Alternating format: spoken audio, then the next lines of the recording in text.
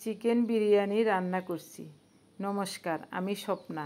দেশ এবং দেশের বাইরে যে যেখান থেকে ভিডিওটি দেখছেন আপনাদের সবাইকে অনেক অনেক শুভেচ্ছা। স্বপ্নাস ব্লগে সবার আমন্ত্রণ।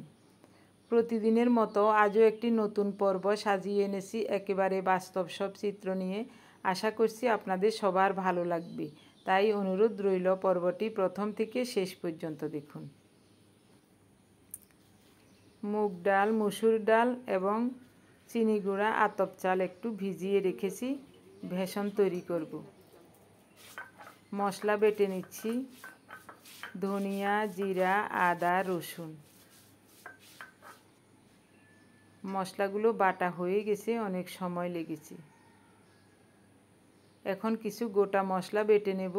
দারুচিনি, এলাচ, লং, গোলমরিচ, জয়ফল, জয়ত্রী সব একসাথে বেটে নেব। আর এদিকে চাল ডাল ভিজিয়ে রেখেছিলাম, ওগুলি ধুয়ে একেবারে মিহি করে বেটে নিচ্ছি। সব বাটাবুটি হয়ে গেছে। এখন মাংসটা প্রথমেই মেখে নেব। লবণ, গতকাল রাতেই মাংসটা কেটে কুটে রেডি করে নিয়েছিলাম। কুচানো পেঁয়াজ, বেটে রাখা মশলা, দারুচিনি, এলাচ, গোলমরিচ, লং, জয়ফল, জয়ত্রী। গতকাল রাতে 2টা দেশি চিকেন আমার ছোট জামাই বাবাজি এনেছিল। গুঁড়ো মরিচ দিচ্ছি, তো ওরা বলছে চিকেন বিরিয়ানি খাবে, তাই রান্না করছি। রসুন, 2টা মাঝারি সাইজের দেশি রসুন বেটে রেখেছিলাম।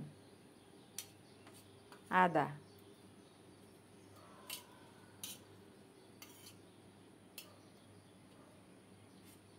ধনিয়া পুরাটাই দিয়ে দেব। জিরা বাটা একটু পরে দেব।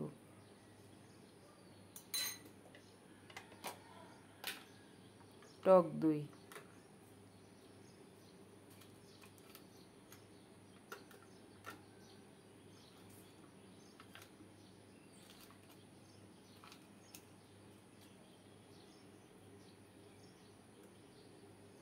বড় চামচে 2 চামচ টক দই দিলাম।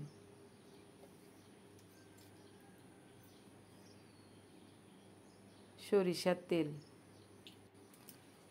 হাতটা ধুয়ে নিয়েছি।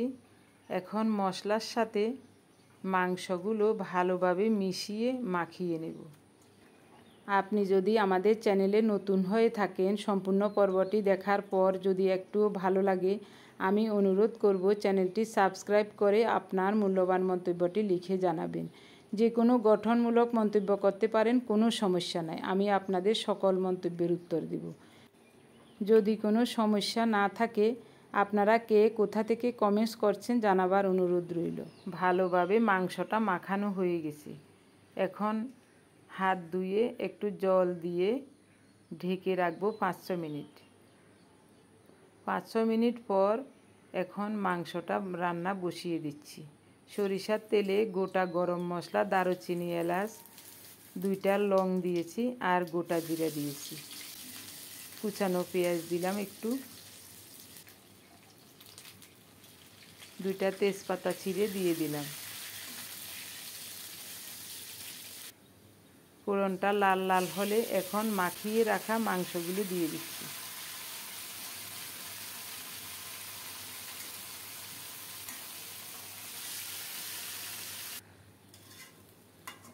মাংস মাখানোতে হলুদ দিই নাই, কারণ এটা দিয়ে চিকেন বিরিয়ানি রান্না হবে। এদিকে আমার বৌদি বসে বসে কাঁকড়াগুলো আমাকে বেছে কুটে ভালো করে ধুয়ে দিয়েছেন। এগুলি আজ রান্না করব না, এগুলি ওনাদের বাড়ি থেকে এনেছিলেন। মাংসটা কিছুক্ষণ কষিয়ে নেওয়ার পর এখন বেটে রাখা জিরাটা দিয়ে দিলাম। এদিকে আমি আরও আগে বিরিয়ানি রান্নার চালগুলো ভিজিয়ে রেখেছিলাম। 1.25 কেজি চিনি গুঁড়া পোলাও চাল নিয়েছি। এখানে মাংসও আছে 1.25 কেজি। মাংসগুলো ভালোভাবে ঢেকে ঢেকে অল্প তাপে কষিয়ে নেব, যেন ভালোভাবে সুসিদ্ধ হয়ে যায়। বিরিয়ানিতে দেওয়ার জন্য আলুগুলো কষিয়ে নিচ্ছি। আলুগুলো একটু ছোট সাইজের কাটা হয়ে গেছে, ভেবেছিলাম অন্য তরকারি রান্না করব, তো ওটা রান্না করি নাই। এখন বিরিয়ানিতে দিয়ে দিলাম। মাংস কষানো হয়ে গেছে, সরিষার তেলেই বিরিয়ানি রান্না করব। আর নামানোর আগে ঘিটা দেব। তেলটা যথেষ্ট গরম হয়ে গেছে। এখন গোটা গরম মশলা দিচ্ছি, দারুচিনি, এলাচ, 3-4টা তেজপাতা আর কুচানো পেঁয়াজ দিলাম। পেঁয়াজ একটু বাদামি হওয়া পর্যন্ত ভেজে নেব। এখন দিয়ে দিচ্ছি জিরা বাটা, আদা বাটা,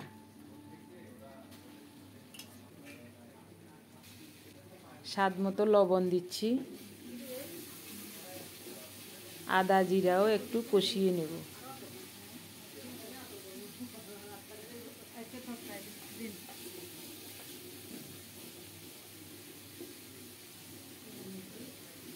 সুন্দরভাবে কষিয়ে নেওয়া হয়ে গেছে। এখন ধুয়ে জল ঝরিয়ে রাখা পোলাও চাল দিয়ে দিলাম। 7-8টা কাঁচামরিচ দিয়ে দিলাম। এবার নেড়ে চেড়ে চালগুলো একটু ভেজে নেব। ওই চুলায় বিরিয়ানিতে দেওয়ার জন্য জল বসিয়ে দিয়েছি। 7 পট চাউল, ওখানে আমি 14 পট জল দিই নাই, 13 পট জল দিয়েছি। ফোটানো জলটা ঢেলে দিলাম। কিছুক্ষণের মধ্যেই চালটা প্রায় সিদ্ধ হয়ে গেছে। ভিজিয়ে রাখা চাল, তাই বেশিক্ষণ সময় লাগে নাই। চালগুলি আধা সিদ্ধ হয়ে গেছে। এখন মাঝখানটায় একটু ফাঁকা করে কষিয়ে রাখা মাংসটা দিয়ে দিলাম। আলু ভাজাও দিয়ে দিলাম।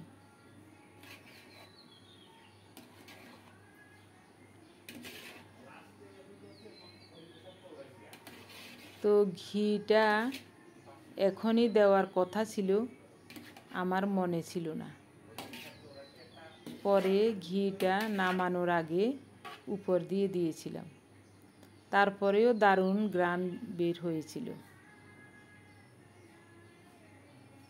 তাড়াহুড়ার সময় আসলে অনেক কিছু ভুল হয়ে যায়।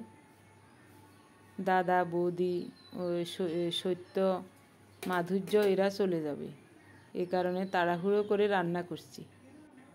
মিষ্টি কুমড়োটা আগেই ধুয়ে খোসা ছাড়িয়ে পাতলা পাতলা করে কেটে নিয়েছি। এখন বেটে রাখা ওই বেসনের সাথে একটু মশলা মিশ্রিত করছি। বেটে রাখা আদা আর জিরা দিয়ে দিলাম। একটু গুঁড়ো মরিচ দিচ্ছি, হলুদ,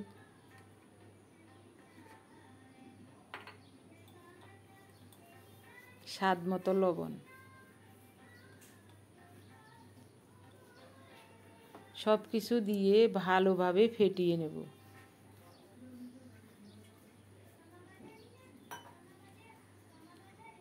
অল্প অল্প করে জল দেব পরিমাণ মতো।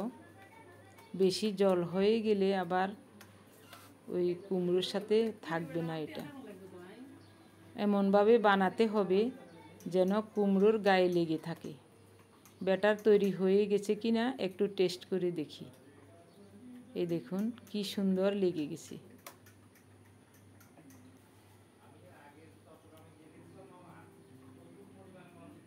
সরিষার তেল দিলাম। তেল যথেষ্ট গরম হয়ে গেছে। এখন একটা একটা করে কুমড়ো বেসন দিয়ে দিচ্ছি।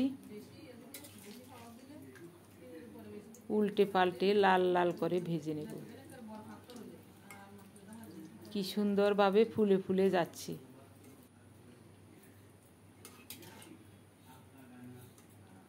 কাজটা যদি ঠিক মতো হয়, কঠিন হলেও ওইটা করতে কিন্তু ভালো লাগে।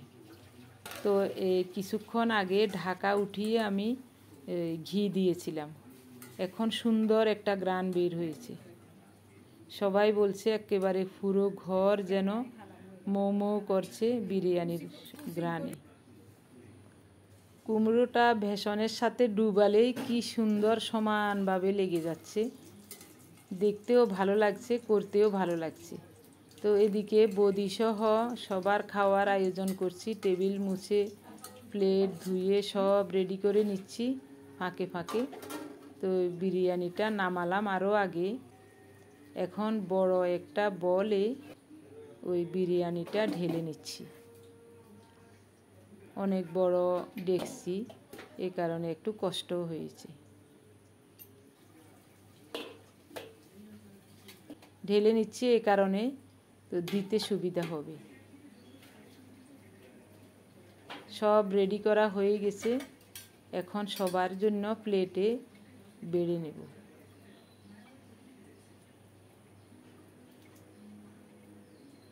বৌদিকে বলে দিয়েছি আমি বেড়ে বেড়ে দিচ্ছি, আপনি নিয়ে নিয়ে টেবিলে দেন সবাইকে। সবাই বসে গেছে খেতে। আমার কাছে খুব আনন্দ লাগছে, সবার পছন্দের একটা খাবার তৈরি করেছি। এখন খাওয়ার পরেই বোঝা যাবে আসলে বিরিয়ানিটা কেমন হয়েছে।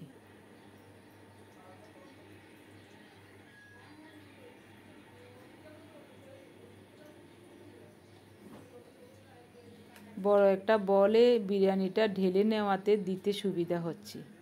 মনের মতো করে দেখে শুনে সবাইকে দিচ্ছি।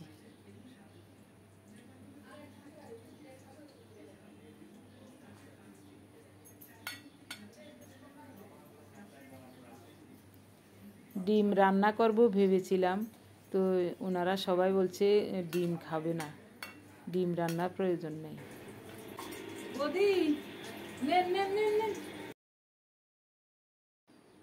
দুইটা করে গরম গরম মচমচে কুমড়ো ভাজা দিচ্ছি।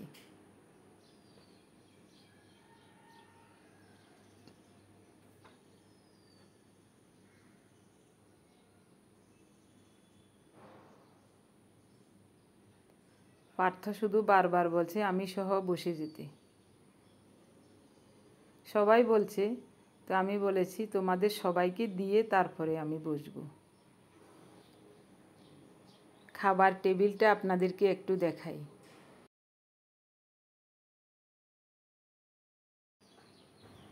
সবাই বলছে বিরিয়ানিটা খুব সুন্দর হয়েছে।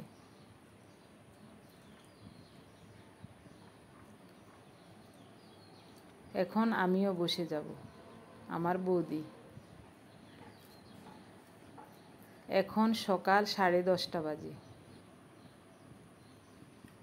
খাওয়া দাওয়া করে কিছুক্ষণ পরে সবাই চলে যাবে। কথাবার্তা কিছু দিতেন না, শুধু ভিডিওটা দেখছি।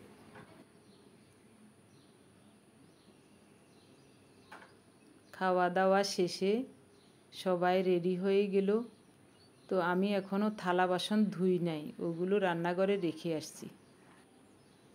আমার দাদা, লোকে বলে বড় ভাই বাবার সমতুল্য, আসলেই ঠিক।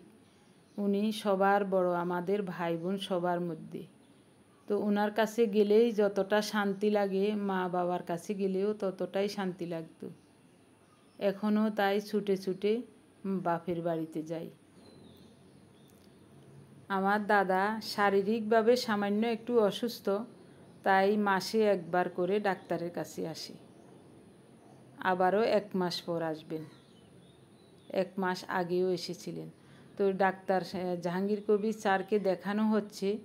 তো দাদার অনেক আরোগ্য লাভ হচ্ছে, শরীরের অনেক উন্নতি দেখা যাচ্ছে। কোনো ওষুধ ছাড়া শুধু সুস্থ একটা লাইফস্টাইল আর একটা সুস্থ খাবারের মাধ্যমে। গতকালও ওই পরীক্ষা নিরীক্ষার মাধ্যমে বোঝা গেছে উনি অনেক ভালো আছে, একেবারে সব রিপোর্ট ভালো, আগের চেয়ে একেবারে ভালো। তো এখন শুধু এই লাইফস্টাইলটা যদি চালিয়ে যান এভাবে করে, তাহলেই একেবারে সুস্থ হয়ে যাবেন, স্বাভাবিক আগের মতো হয়ে যাবেন। অন্য কিছু না, দাদার শুধু একটু ওই ভুলে যাওয়ার প্রবণতা, কোথায় কি রাখে এই জিনিসটা অনেক সময় মনে থাকে না। তারপরও এটা আমাদের কাছে অস্বাভাবিক মনে হচ্ছে, তাই ডাক্তার দেখানো হচ্ছে। কয়েক মাস আগেও আমার দাদা অনেক সুঠাম দেহের অধিকারী ছিলেন, কিন্তু এখন একটু শুকিয়ে গেছে। আর এই লাইফস্টাইলে আসার পর থেকে আরও শুকিয়ে গেছে। কিন্তু শরীরের অনেক উন্নতি হয়েছে।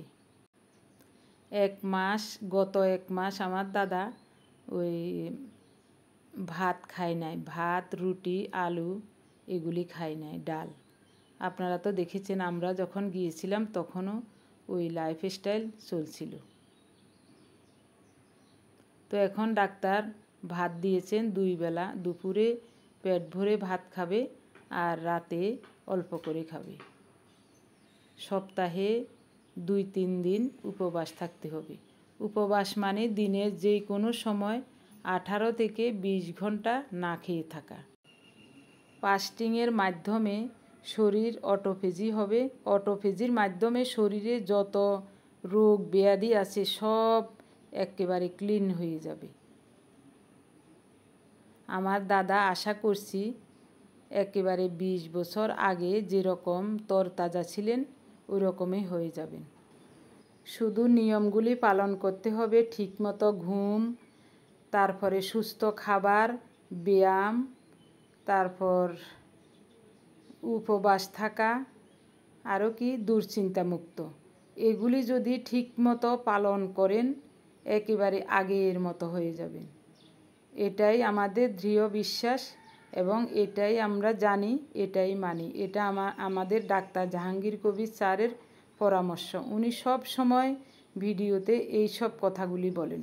এগুলি একেবারে শুনে মুখস্থ হয়ে গেছে আর আমরা এটা পালনও করছি। এখন বলবো আমার প্রিয় ভাই বোন, বন্ধু স্বজন যারা প্রতিনিয়ত কমেন্টস করে আমাকে উৎসাহ দিয়ে যাচ্ছেন, আপনাদের নামগুলি। গত 24 ঘন্টায় প্রথমেই কমেন্টস করেছেন রয় অরুণ কলকাতা থেকে, চন্দনা শিলং থেকে, শিপ্রা, কেয়া পাল কলকাতা থেকে, বনানী ব্যানার্জি মুর্শিদাবাদ থেকে, পম্পা দে ইসাপুর লেলিননগর থেকে, সোমা দে কলকাতা বাঙ্গুর এভিনিউ থেকে, নির্মলা দেওরি, রানু বেগম ইতালি থেকে, মিনতি মার্মু উত্তর দিনাজপুর রায়গঞ্জ থেকে, কুণ্ডন সাহা কলকাতা যাদবপুর থেকে, শিউলি দত্ত কোচবিহার থেকে, মনিকা ত্রিপুরা থেকে, সীমানাথ আমেরিকা থেকে, মাই ফ্যামিলি নীলিমা ঠাকুর কলকাতা থেকে, নয়নতারা দাস অদিতি তেলেঙ্গানা থেকে, জুয়েনা জান্নাত অথৈ বগুড়া থেকে, চন্দনা সাহা মমতাজ ব্লক মাইজদি থেকে, রেখা মল্লিক গুজরাট থেকে, রাখি মণ্ডল বেঙ্গালুরু থেকে, শামসুন বেগম উদয় অরুণ বৈরাগী ইন্ডিয়া থেকে, মল্লিকা ঘোষ শিলিগুড়ি থেকে, শিখা সিনহা রয় কলকাতা থেকে। আপনাদের সবাইকে অজস্র ধন্যবাদ, অভিনন্দন এবং কৃতজ্ঞতা জানাই। আপনারা যারা প্রতিনিয়ত ভালোবেসে আমাদের ভিডিওগুলি দেখেন, আপনাদের সবাইকে অজস্র ধন্যবাদ, অভিনন্দন এবং কৃতজ্ঞতা জানাই। দাদা বৌদি ওনাদের সবাইকে এগিয়ে দিয়ে বাসার দিকে যাচ্ছি। এখন দেখছি আমাদের বাড়ির মালিক ওনারা 2 জন এখানে বসে আছেন। একটা লোক জলের ট্যাঙ্কির ভিতরে ঢুকেছে ওটা পরিষ্কার করার জন্য। তো আমি একটু দেখেছিলাম উকি দিয়ে, অনেক গভীরতা দেখে আর ভিতরে কিছুই দেখা যাচ্ছে না। এটা দেখেই আমার মাথা একেবারে ঘুরিয়ে গেছে। আমার মনে হচ্ছে যেন চোখ মুখ অন্ধকার হয়ে যাচ্ছে। তাড়াতাড়ি আমি ওখানে আর তাকাই নাই, চলে যাচ্ছি। ধন্যবাদ।